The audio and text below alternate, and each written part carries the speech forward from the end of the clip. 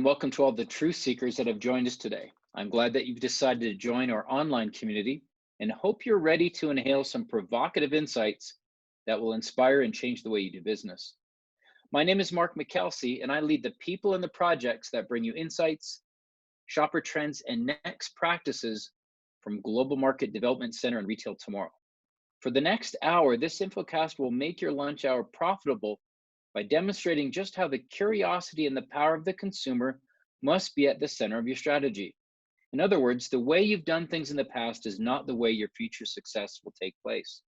Retailers and brands, more than ever, must be adaptive and in constant flux in order to connect with evolving populations. And the COVID crisis is no exception. In fact, that's what we'll talk about more today. So how you respond to this session is important. Without further ado, let's jump into it.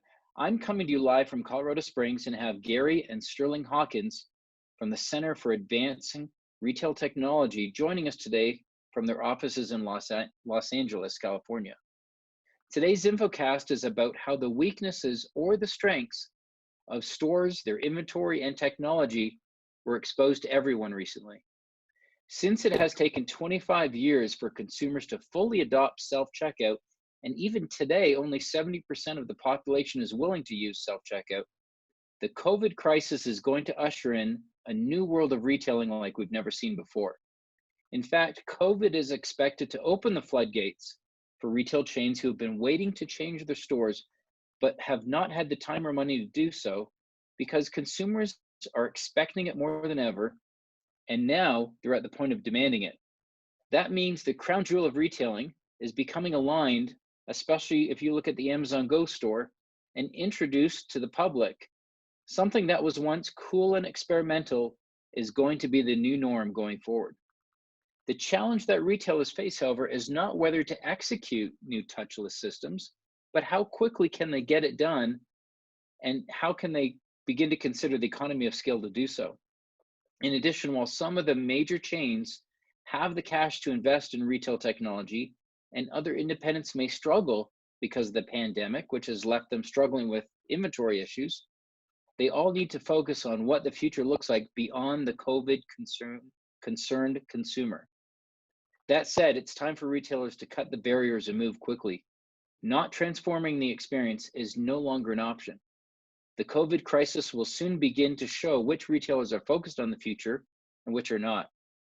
Those who had long-term plans in the works will get to work fast. Others who have decided to position themselves in a wait-and-see mode will struggle, which can lead to eventual acquisitions and consolidations in the years to come. While brick and mortar has had their fair share of issues exposed during the crisis, let's also remember that online has not been immune. The opportunity for physical retailers today is to leverage and implement new technology, since many consumers have been left with a bad taste of e-commerce due to extremely long delivery times. Stores can also leverage the fact that community presence and the help of their in-store employees are being seen in a new heroic light. Even the Amazon diehards have felt the pain of bad online experiences and have been forced to go to their local supermarket in order to keep their pantry stocked. Because of that, although trip frequency was down in April compared to the month of March, basket building from adjacent non-food items in the store is up by $1.3 billion in that month alone, and that's only in the paper goods. So, here to tell us more, Sterling, would you let our viewers know what they can expect to learn today? Yeah, thanks, Mark. Well, as you mentioned, the current COVID crisis has exposed a number of weaknesses in the retail supply chain and operations. And today is about a couple of things. We'll discuss a framework for improved growth in an increasingly uncertain world. We're going to address the impact the virus has had on e-commerce and in-store, and really start to consider some of the technologies like contactless shopping and delivery that will pave the way to the future. That sounds great. I'm looking forward to it.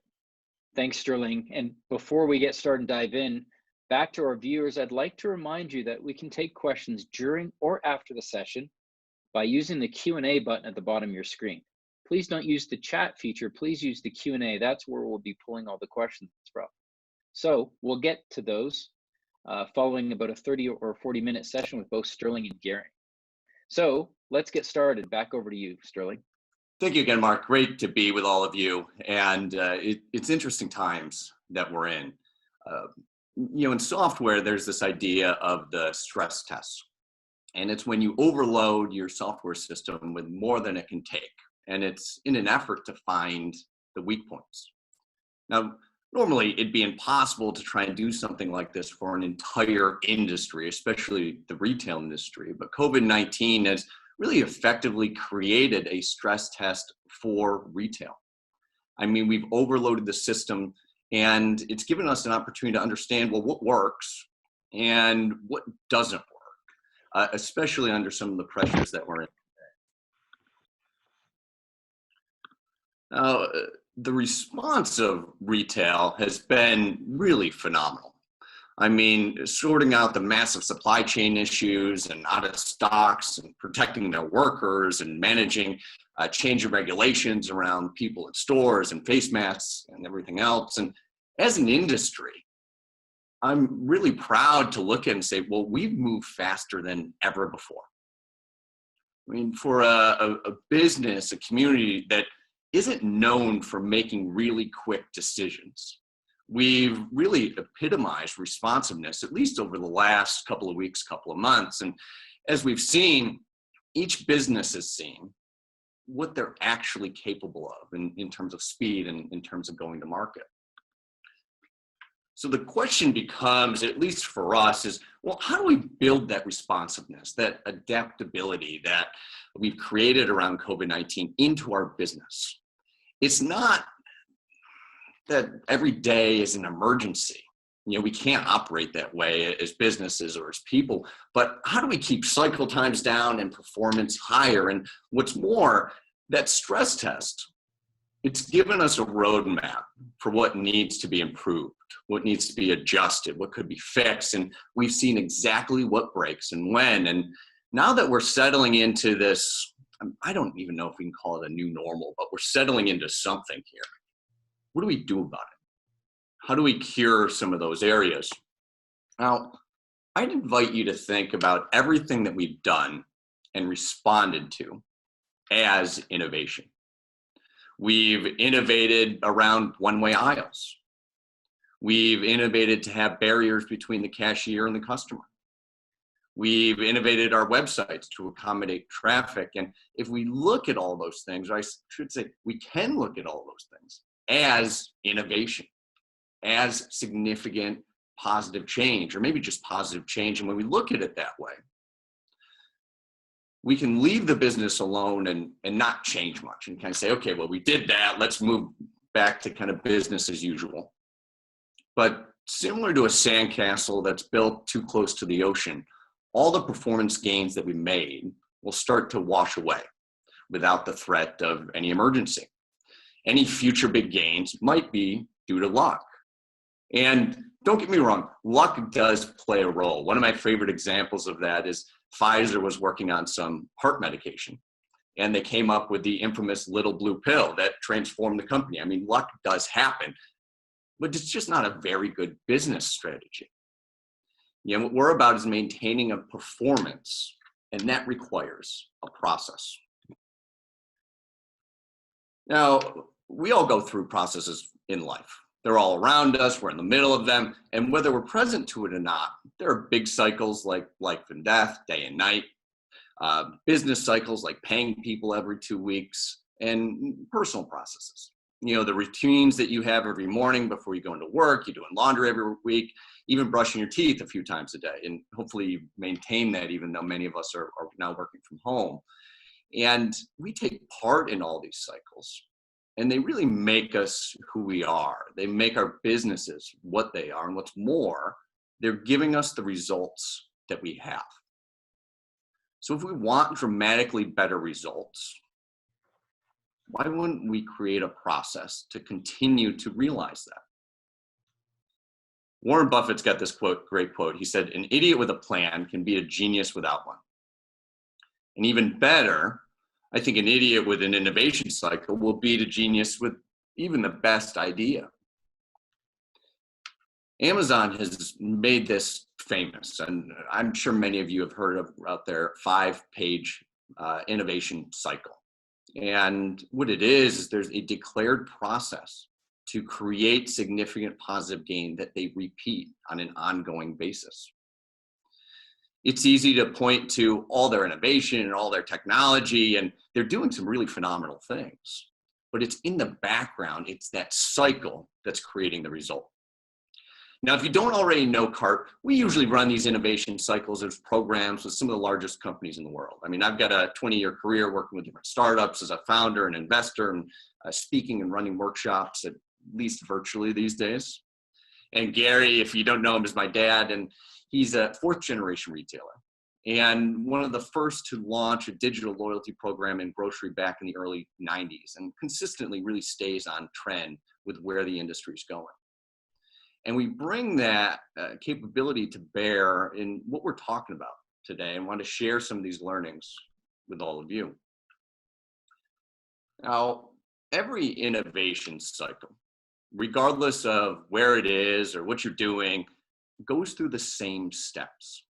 Whether we use them or not, whether we're paying attention to them or not, they're all the same. You can see them, observe them in Amazon, Apple, inside our families, inside our business decisions, and we use them with clients to drive really 11 times faster decision making. And you can take the steps and kind of apply them into your business from here. There are 4 steps.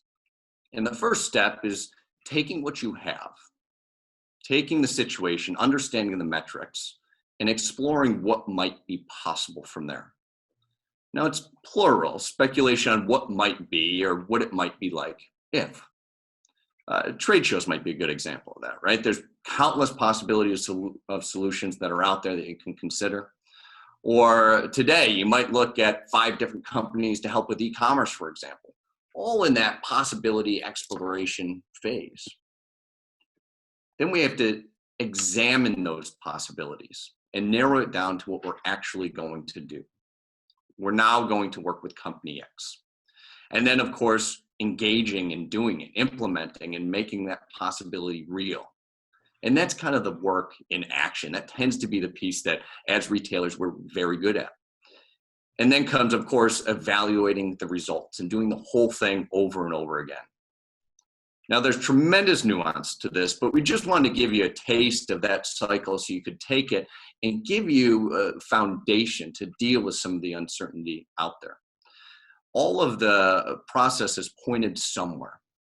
And as we're saying, the retail stress test has given us a bit of a roadmap of what to consider. And so we wanted to talk about some of the different areas that have opened up some issues and how as retailers we can address them. Great, thanks, Sterling. So, as Sterling mentioned, retail has been massively impacted, and certainly supermarket retail, been massively impacted by this COVID crisis.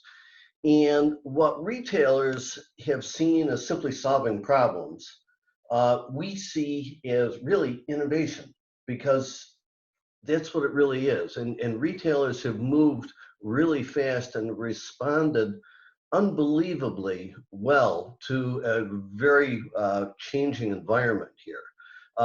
We've seen during this process of this crisis, retailers reacting to, having to maintain social distancing in the stores, right? So limiting number of people coming in. And then further refining that by, setting aside a special hour or 2 each day for at-risk shoppers. We're seeing that special shopping time even move online as different retailers open their e-commerce platforms to at-risk shoppers so they can shop and gain access to products. We're seeing, through the course of this, easy deployments like the barriers you see in stores between the cashier and customers to limit exposure to the virus, to more complex things, rolling out meals to go programs within a few days, rolling out even different communication platforms across their employees. So a lot of activity here. And as you know, we talk with retailers as we look at what's happening across the industry, um, really can today sort of distill this down to, I think, 5 different areas that we believe retailers should be focused on as we continue through this crisis and hopefully at some point here begin moving out of it into what this new normal may be, right? The first, and these are somewhat prioritized here, the first is around e-commerce, and we're going to drill into each of these. Digital shopper engagement, contactless shopping, obviously a challenging economy, and then what's happening with health and wellness. So Sterling, if you would, flip us to the next slide here. And let's take a look at e-commerce. As you talk to different retailers, and as I'm sure many of us have seen in the news, online shopping exploded over the past 6 weeks or so. I've talked to retailers that have seen a doubling in e-commerce business. I've even talked to some that have seen increases of 8 times, even 10 times. And I don't think there's a retailer out there that didn't very quickly find their existing solutions and capabilities just simply overwhelmed by online business, right?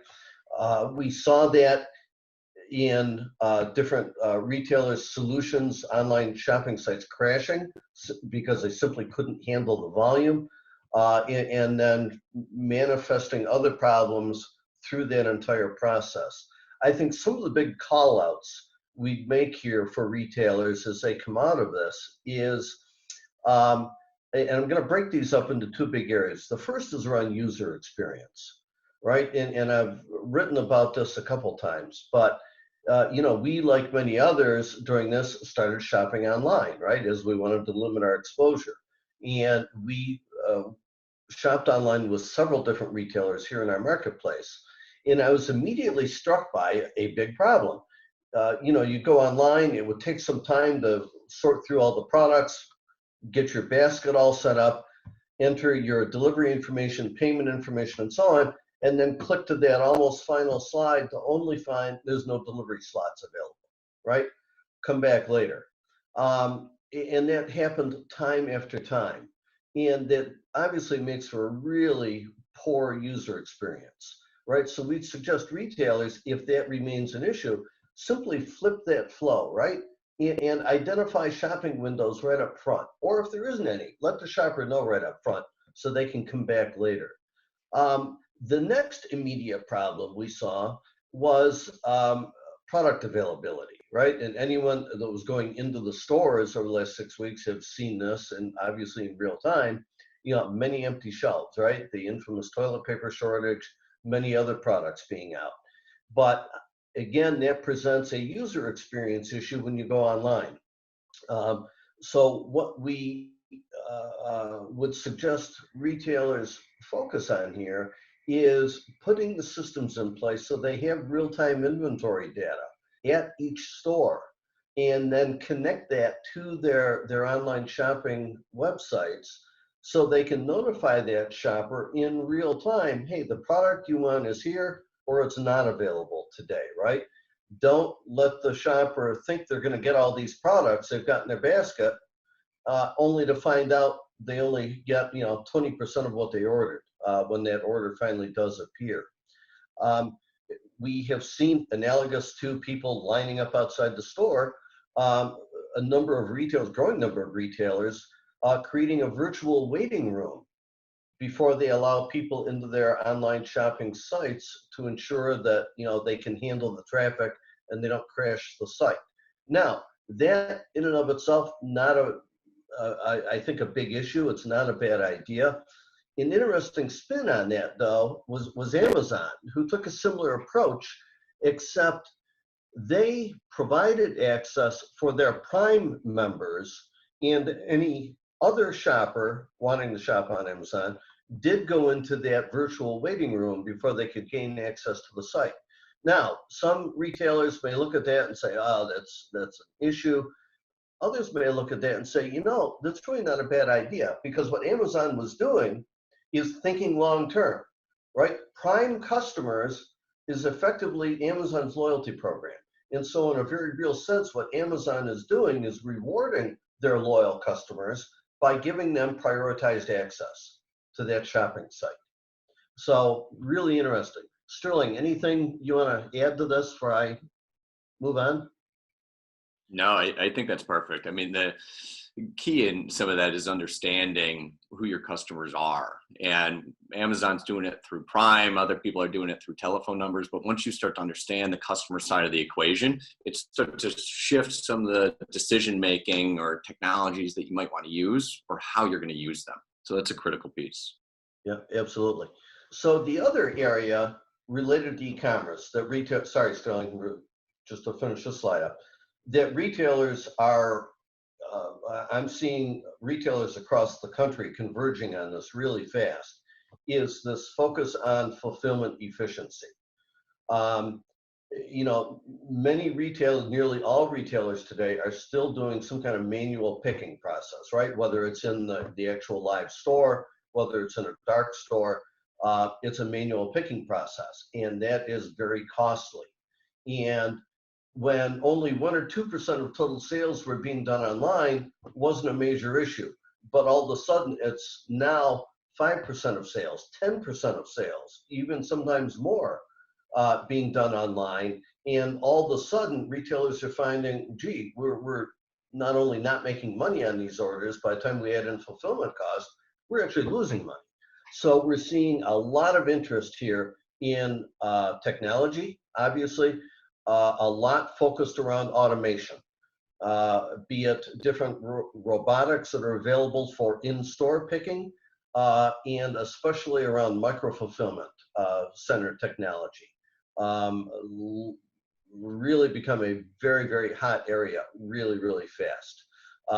So key call out there. Sterling, if there's anything you want to add, jump in. If not, let's go to the next one. The next area that we think retailers should be focused on here is digital shopper engagement.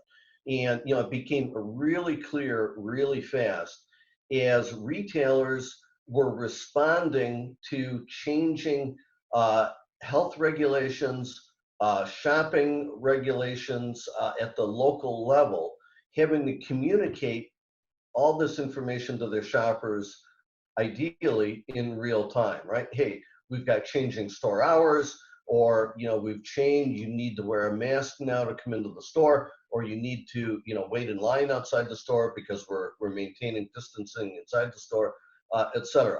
Hard to communicate all that in a weekly ad or even a sign at the door, right? So we've seen a real focus on the need for digital engagement here. Part of what's driving that is we saw a number of retailers either significantly decrease their weekly ad or even in many cases eliminate it altogether.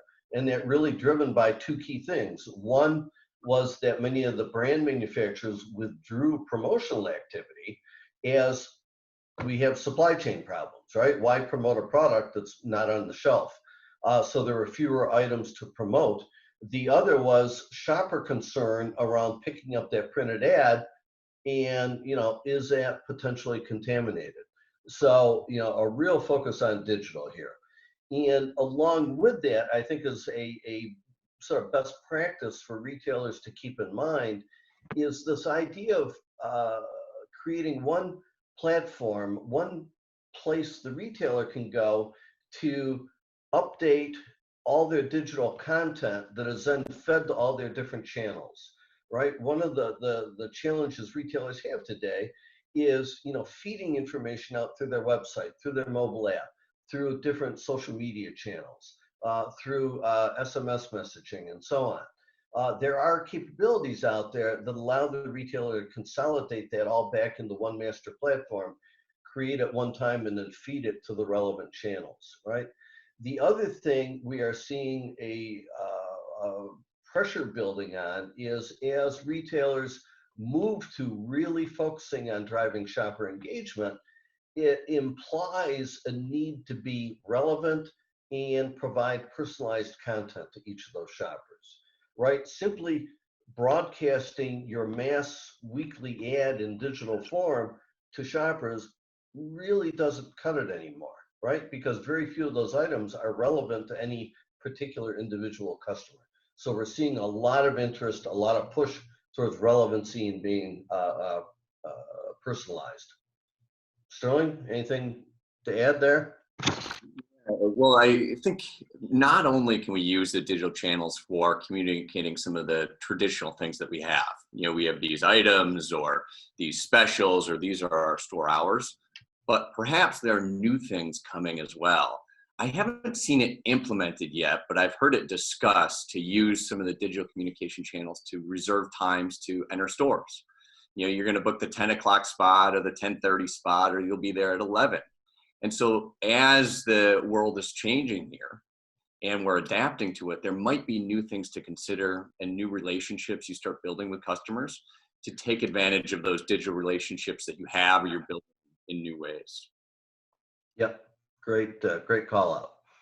All right, let's move on. Next area of focus is contactless everything, right? I'm sure everyone on this call today, if they turn the TV on at some point during the day, you're seeing advertisements for contactless delivery of pizza.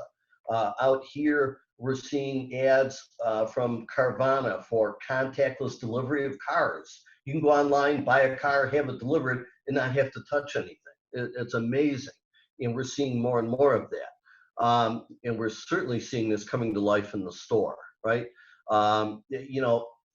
It started with the barrier that you see many stores have put in place between the cashier and customer now to reduce that potential exposure. That idea of contactless is being extended to self-shopping apps that we're seeing different retailers rolling out, so the shopper is able to scan their products and either go through self-checkout in an expedited payment process or even paying through the app. We are seeing spiking interest in Amazon Go type technology, where the shopper can walk into the store, pick up the products they want, walk out the door, not have to interact with anybody. That idea of contactless is also extended to both product pickup and delivery, right? So how can you create a process there that reduces contact, that reduces having to share any physical information? And great examples here are around payment. We're seeing a number of retailers put in expedited mobile wireless payment, both in the store as well as for online delivery. There are different solutions out there that can incorporate also passing across loyalty information in a wireless fashion. And there's actually at least one solution out there that is doing some really fascinating stuff, also being able to verify age wirelessly. This is actually being used by a pretty significant retailer today in a pilot that is being scaled as we speak.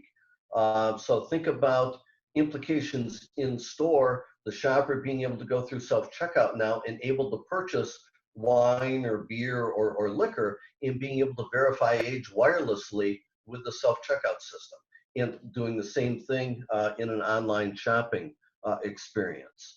So I think contactless is probably here to stay, even as we at some point come out of this crisis. So something retailers should really be looking at.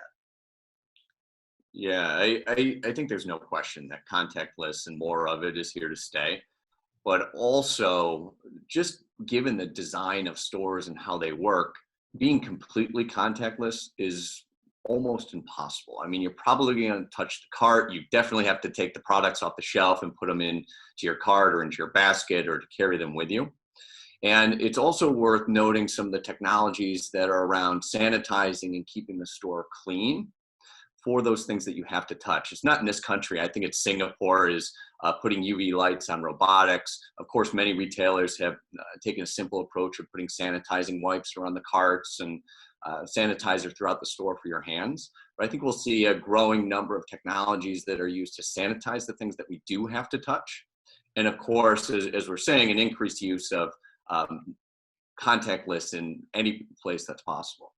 Right. And along with that, so just to build on one of the things you mentioned, this goes to even merchandising. We're seeing a growing number of retailers deploying gravity feed shelves, right, for products. So you don't have to touch multiple products to find the one you want.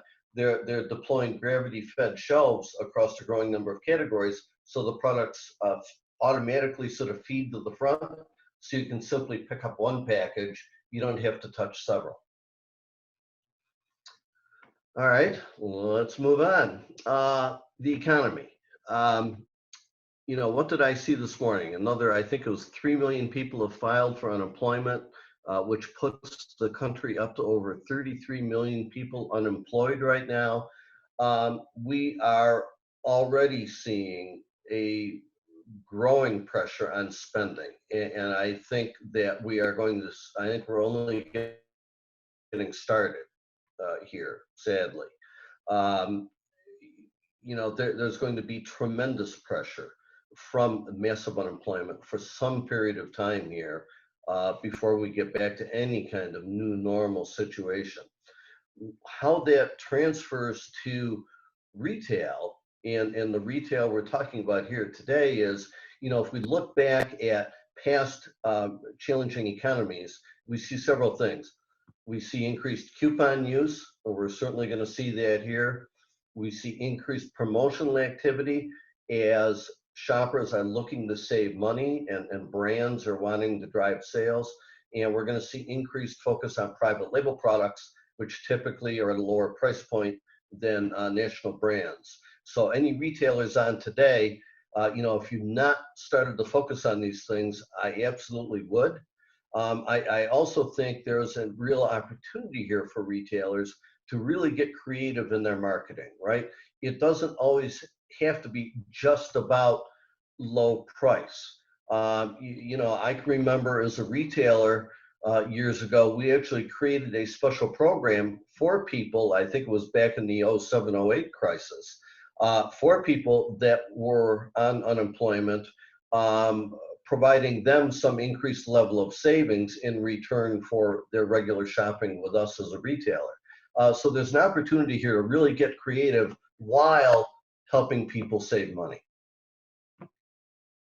Yeah, and I think potential new partnerships with technology companies or other kinds of retail might open up as well. I mean, we've seen the supermarket kind of become the centerpiece of communities now. We're going there for information, we're going there for food, and in a lot of places, it's the only place that we can go. Yep. And I think B was doing something where they were bringing in some prepared foods from some of the local restaurants. And it's just an example of it, as Gary, you were saying, getting creative and not just thinking about our ad in a new way, but about our business in a new way. With where can we go? Not just what technologies we can use, but what new partnership opportunities might be opening up as well. Yeah, absolutely. So the last area I want to call out here today that should be on retailers' radar screens is around health and wellness. I think early on in this crisis, a lot of people, when they're self-isolating, quarantined at home, saw it as a time to load up on comfort foods, macaroni and cheese and potato chips and all that good stuff, right? What is it? The quarantine 10, I think everyone's talking about. But I think we're moving sort of out of that phase and into a phase where a growing number of people are becoming very focused on the need for healthy eating. And particularly as that results or ties to a focus on maintaining a strong immune system, right? Something that we've all become very educated about and very aware of as we go through this crisis. We're seeing increased sales of vitamins and supplements in the store. But I think anything retailers can do in their health and wellness programs in this kind of direction to help point customers towards healthier eating, towards certain foods and so on that will help them build and maintain a strong immune system are going to be very, very well received. Great. Now, What there is to do is to take all those trends and really start putting them through a declared cycle that you're moving through on a repeated and measured basis. And like I said, this is ours, but you can kind of adjust your own cycle from there and go through it on a regular basis. We're saying for larger companies, at least, we should be going through this process at least every 6 months. And there's a natural tendency to say, oh, well, we can't consume technology that fast. We need to slow down. And but I understand that. It's totally valid. But as the pace of change increases, and we've seen things like COVID-19 that can totally disrupt the world almost overnight, it becomes increasingly necessary to figure out, well, how can we move our organizations a little bit faster? And by articulating a process, it starts to free up some of that decision-making cycle and get things a little bit faster and more efficient. Now, there's an incredible amount of work and diligence and process that you want to go through for all of it. But you could take something like e-commerce and go out there and say, okay, well, we're going to explore what solutions are out there and examine down to the very detailed level which of these solutions is actually going to solve the problems that we have, or build on the opportunities that we see, or be able to stay with us over a period of time. Again, take action on it and then measure the results. Each one of the steps, again, requires work, and it's really starting to measure and get serious about the reciprocal exchanges that we have amongst each other, with some of our vendors, and even our customers. Now, Gary and I are here and available to help if you want to send us an email or connect on LinkedIn. We're really committed to supporting all the changes happening across retail and making them sustainable going forward. So I think, I don't know if Mark's going to come back on, but I know we've got time for a couple of questions. Hey, Sterling and Gary, thank you very much. We do have a few questions that have come through. The first one is from Justin. Justin says, what are retailers primarily focused on as we continue through this crisis? So, Sterling, I'll start us off. So from my perspective, and retailers, wholesalers I'm talking to across the country, I think at the top of the list right now is e-commerce, and it's fixing user experience issues that we spoke about earlier here on the call. But the primary focus right now is around fulfillment and making fulfillment efficient and effective, right? And looking at technology to how tech and innovation can help with that. Great. Sterling, anything to add to that? No, I think that's right. There's also a lot of focus around e-commerce because many retailers have seen a crush of new users and new orders. I think much of that has been straightened around with some digital queuing and so on. And the next problem area, as Gary says, is definitely fulfillment of how do we make sure we're managing the products throughout the supply chain to actually get them to the customer, know that they're in stock, and so on. Yeah, and I think, Mark, sorry, just to add one more thing to that, I think the other piece of that that's going to be following pretty quickly here is around actual delivery, right? There's still a lot of pickup at the store activity, but home delivery has become a very significant thing over the last 6 or 8 weeks. We're seeing growing interest and focus around drones, around automated self-driving vehicles for delivery, that type of stuff, right? What seemed like science fiction maybe 6 months ago, all of a sudden is becoming very real. Right. I have a question here from Deidre, and her question reminds me of some of the stats that I've been reading in regards to what's going on with BOPUS, how that's also been exposed, the inefficiency that's going on, that buy online pickup stores actually, and curbside is eroding about 4.5 margin points off the total basket. I don't know if you have any comments to that, but Deidre is also asking, what do you think will happen with the trend of curbside pickup? And how do you think this might affect reusable grocery bags and that type of thing? So I guess piggybacked onto the question that I said, as retailers are beginning to expose, just how far it erodes some of their margin, they're going to be looking for efficiency at the same time. What do you think the retailer outlook is of that, and how does that relate to, I guess, some of the ways that those items are being carried outside the door? Yeah. Do you want to take that, Gary? Yeah, sure, I'll jump in. So I think with curbside pickup, I think we're going to see maintained interest in that and a lot of activity, and probably for some time, that's going to remain the majority of online business is going to be store pickup. But I think one of the key points there, and we're already seeing some of the big retailers doing this, is creating a contactless pickup experience, right, for the shopper.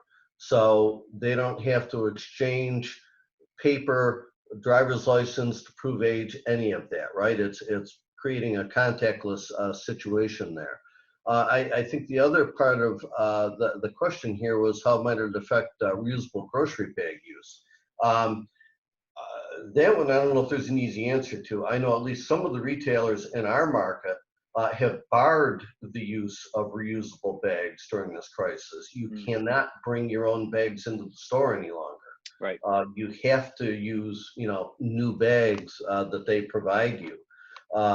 So what's going to happen with that long term? I think it's anybody's guess. Yeah. Well, I say there might be another way to look at BOPIS.